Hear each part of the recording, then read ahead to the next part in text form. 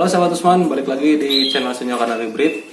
Video kali ini teman-teman saya mau bahas tentang masalah dalam ternak kanari, yaitu di proses perkawinan. Fokusnya masalah di jantan.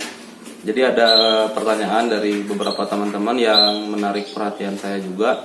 Jadi yang saya anggap ini patut untuk dibahas, yaitu kenapa jantan itu sudah dikawinkan beberapa kali periode selalu mosong. Nah, jadi teman-teman, kalau saya untuk hal seperti itu kita bahas yang paling gampangnya dulu, cuman mungkin harus mengeluarkan materi. Langkah yang paling gampang itu adalah kalau jantan sama betina kita kawinkan udah 3-4 kali produksi telurnya jong terus atau kosong terus alias telurnya tidak menetas. Cara yang paling gampang, kita tukar atau kita kasih si jantan ini, kita kasih betina yang baru, kemudian si betina yang tadi itu kita kasih jantan yang baru, dengan catatan jantan yang baru dan betina yang baru ini kondisinya sama-sama siap kawin juga. Jadi kasih jantan baru yang ngerek untuk si betinanya, terus si jantan yang pertama tadi kita kasih betina yang memang sudah siap kawin. Dari situ nanti bisa ketahuan mana yang ternyata memang tingkat ngisinya sangat rendah, itu nanti ketahuan. Tapi teman-teman mesti keluar uang untuk beli materi yang baru atau minjem ke teman. Tapi kalau kita masih penasaran untuk pasangan kita yang tadi itu, pasangan kanari yang tadi, tips-tips dari saya yang saya lakukan di sini. Yang pertama, kita puasakan dulu si jantannya ngawin. Jadi kalau bisa kita ambil waktu selama 2-1 bulan. Si jantannya kita masukkan lagi ke sangkar harian. Usahakan setiap hari rutin dijemur teman-teman. Minimal 1 harinya sejam aja kita jemur rutin selama 2 minggu sampai sebulan tadi. Rutin kita jemur. Jangan dulu disatuin sama betina. Dalam proses penjemuran itu full dia disangkar sendirian, rutin jemur setiap hari. Kemudian tips yang kedua, untuk asupan pakannya kita perhatikan. Kalau misalkan kita rasa yang kemarin itu jenis pakan biji-bijian yang kita kasih kurang maksimal, kita bisa maksimalkan. Misalkan contoh teman-teman awalnya cuma pakai Canary Seed sama biji sawi aja, bisa mungkin kita tambahkan Niger atau Jawa Wood. Kalau di sini disebutnya biji kunyit yang warna oranye bulat.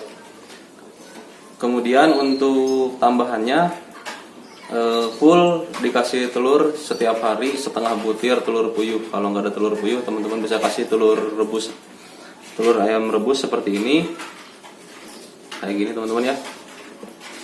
Nah, dikasihnya secukupnya aja, dipotong secukupnya biar nggak kebanyakan, takutnya nanti si jantannya malah ngelemak. Setiap hari dijemur, dikasih telur rebus. Kemudian setelah penjemuran itu mau dikerodong mau enggak itu bebas. Yang penting jangan dulu disatuin sama betina. Setelah pakannya diperhatikan, telur dikasih. Nah, teman-teman bisa pilih suplemen atau vitamin yang bisa mendongkrak kualitas si jantannya supaya tingkat ngisinya atau fertilitasnya lebih tinggi. Bebas teman-teman pakai Ebot Breeding atau merek yang lain, atau mau merek lokal atau mau merek vitamin dari luar negeri, itu bebas. Yang penting tujuannya untuk meningkatkan tingkat produksinya, meningkatkan birahinya. Yang penting untuk itu. Kalau untuk mereknya teman-teman bebas, silakan pilih sendiri, di pasaran banyak. Nah, setelah itu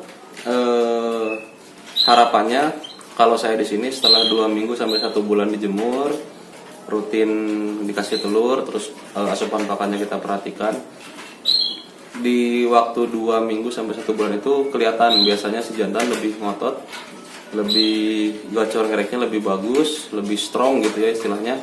Terus si burungnya kelihatan lebih fit.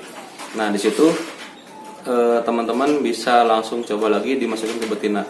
Nah, mungkin pertanyaannya di saat 2 minggu sampai 1 bulan jantan kita kondisikan seperti tadi, mungkin sebetinanya akan nelur pakan, atau di sini bahasanya ngendok parap. Jadi dia nelur tanpa dikawin, udah itu mah gak apa-apa teman-teman. Pada saat misalkan jantan kita treatment seperti tadi, betina nelur, biarin dulu si betinanya ngerem sampai misalkan 10 harian atau sampai 14 hari nggak apa-apa, supaya dia nggak supaya si betinanya juga istirahatnya banyak gitu. Pada saat ngeram kan betinanya istirahat. Nah disitu juga teman-teman bisa kondisikan si asupan pakan buat betinanya. Kalau si betina nggak usah dijemur, yang lebih fokus sih kalau saya ke jantan. Jadi pada saat betina ngeram, jantan di treatment. Setelah betina ngeram 14 harian, telurnya baru kita cabut. Nah di situ bisa kita kondisikan si jantan sama si betina. Kita coba lagi untuk mengawinkan si jantan sama si betina kenari yang trouble kemarin.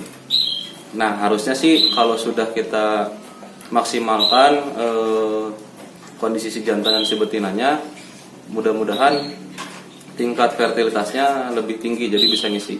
Tapi kalau masih belum juga, solusi saya untuk teman-teman ya yang tadi, kita coba beli betina baru sama beli jantan baru yang gacor ngerek, kita silang.